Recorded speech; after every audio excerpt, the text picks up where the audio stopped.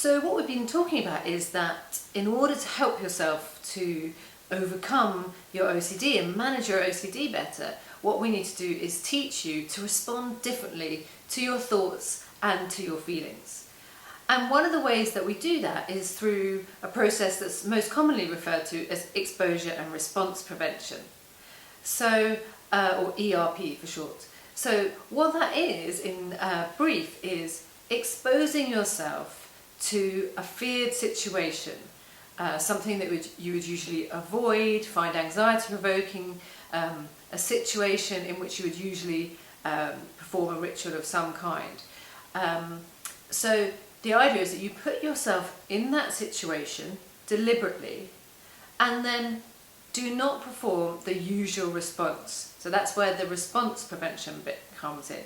So it's not enough just to put yourself in a situation and feel anxious, because if you then perform the normal response to bring your anxiety back down, you find that you're back on that first diagram that I did where you get the up, down of the anxiety, no anxiety. And that's not what we want to happen with the exposure and response prevention. We want you to expose yourself to the thing that's anxiety provoking for you and then not perform that usual response so that you can learn to habituate to those uncomfortable feelings.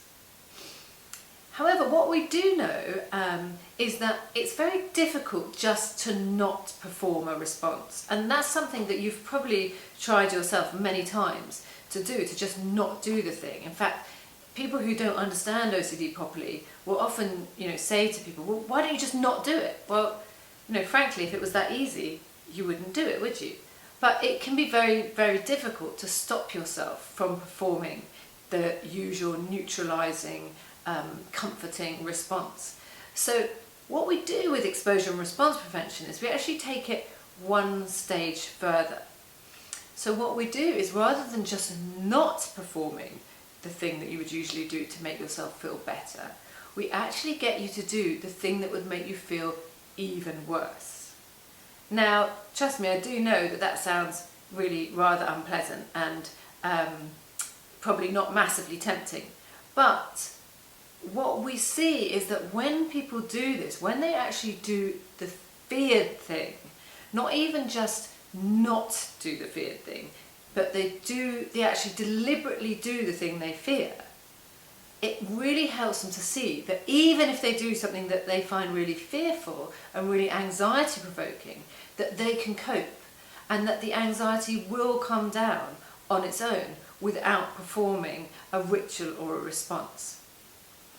So let me give you an example to try and illustrate a little bit better. So let's say, for example, that someone had a contamination OCD and they were concerned that this arm of this chair was contaminated. So for them it would be very anxiety provoking for them to touch this. And what they might normally want to do is touch this and then go and wash their hands very thoroughly to make sure that they weren't contaminated, to get rid of those uncomfortable feelings. Now, in exposure and response prevention, what we want people to do is to touch it and to stay with that feeling, to really feel like they've touched it thoroughly and to stay with that feeling. But then, rather than just sit here and wait for the anxiety to go down whilst holding your hands like this, I don't know if any of you with contamination OCD watch, you probably recognise that thing, that when you feel contaminated, you tend to kind of hold your hands or your, whatever you feel is contaminated in a certain way. Now, of course, when you sit there and you feel contaminated and you're just looking at your hands like this, oh my God, I'm contaminated, this is horrible, this is horrible. Where's your focus? Your focus is on being contaminated and the feelings that come with it. So the likelihood is that's not going to help you to start to feel better about it. Now, in the past, what you would have done to feel better is to go and decontaminate yourself, and then phew, the anxiety comes down. Now what we want you to do instead, once you've touched the thing that you think is contaminated, instead of sit like this and just wait, we want you to actually go that one stage further. We want you to spread that contamination. So we want to touch your face, lick your hand if that's more anxiety provoking. touch your hair, touch yourself, touch things around the room. Often I get people to get out their handbag and touch their phone and the things they're going to use, so that if they do perform the ritual of washing their hands, it actually is rendered pretty useless, because they've already touched themselves, they've licked their hands, they've touched their hair, they've done the stuff that's really anxiety provoking for them. So even if they wash their hands, then if they want to use their phone, they've got to recontaminate themselves in order to use the phone. Now, of course, you could do as I said and then just clean and decontaminate everything. And don't get me wrong, I realise that this example may sound to you like you could never do that, this is way too far-fetched. And in another video I'm going to talk about how we work up to doing things like this. Some people might be able to start this way, some people might need to start with something that seems much less extreme to them. So don't worry, I'm not saying that this is definitely what you have to do, it's just an example of how we perform exposure and response prevention, but take it that one stage further. So it's not just about not responding, it's about doing the thing that your OCD really doesn't want you to do. So it's like really facing that fear head on. Let me give you another example. So imagine you have thoughts that come into your head of something bad happening to someone that you love.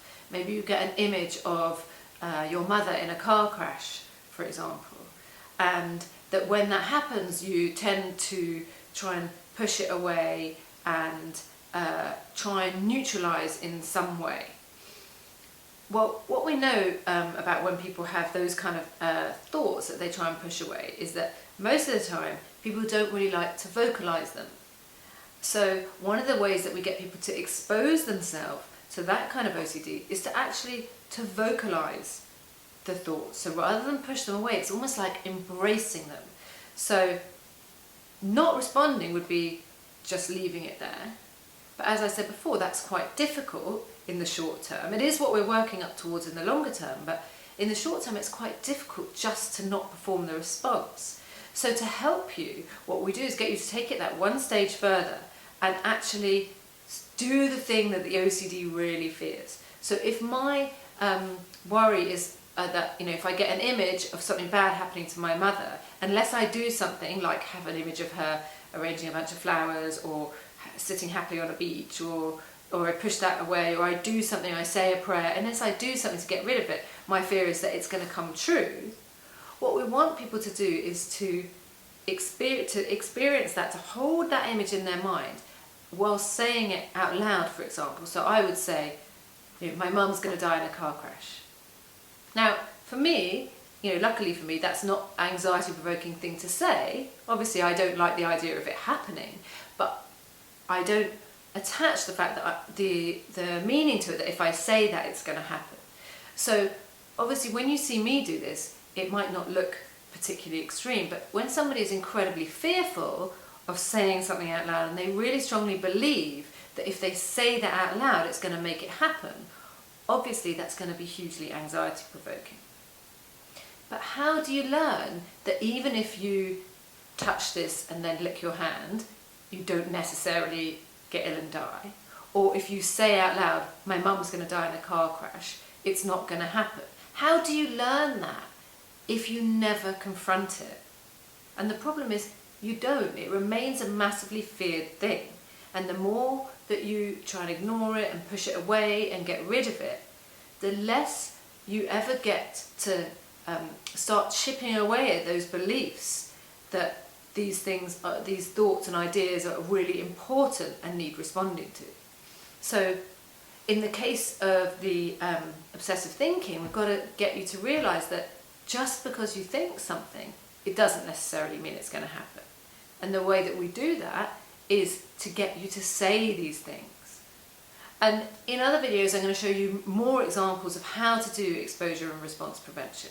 But I wanted to give you this introduction because I think one of the things that I see when I'm treating people is that although they might have been introduced to the idea of exposure and response prevention, often they haven't really been explained properly about how to do it. So yes, it's about exposing yourself to a feared situation or circumstances, and yes, it's about not performing your normal response or ritual, but it's more than that. It's about going beyond that and doing the thing that your OCD really doesn't want you to do. And in doing that, that's how we start to really shatter those beliefs that are underpinning the OCD. That's how we get you to learn that even if you do things that you really fear, nothing bad necessarily happens. And the more you do that, the easier it becomes.